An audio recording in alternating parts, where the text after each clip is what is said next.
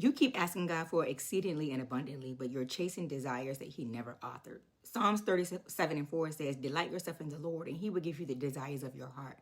And the first thing people get wrong is the meaning of delight.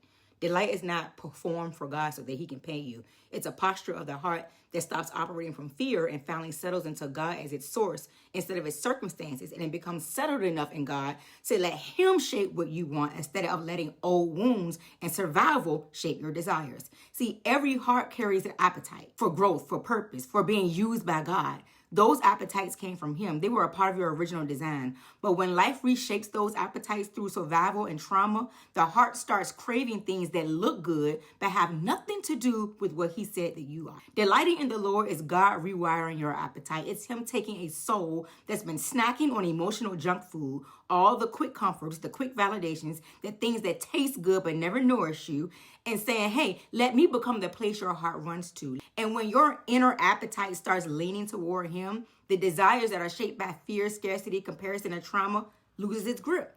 And the desires He originally wrote in your DNA begin to rise again.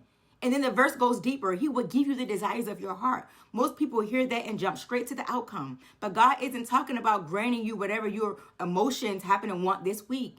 There are two things happening in that promise. First, He gives the desire itself. He's the one who plants it. He awakens what He wrote there before you were born. And second, He fulfills the desire He authored. Once your internal appetite matches His heart, He's not going to resist the release. There's no conflict. The desire flows because the desire came from Him. God rewires the heart, and the rewired heart begins to want what He always wanted.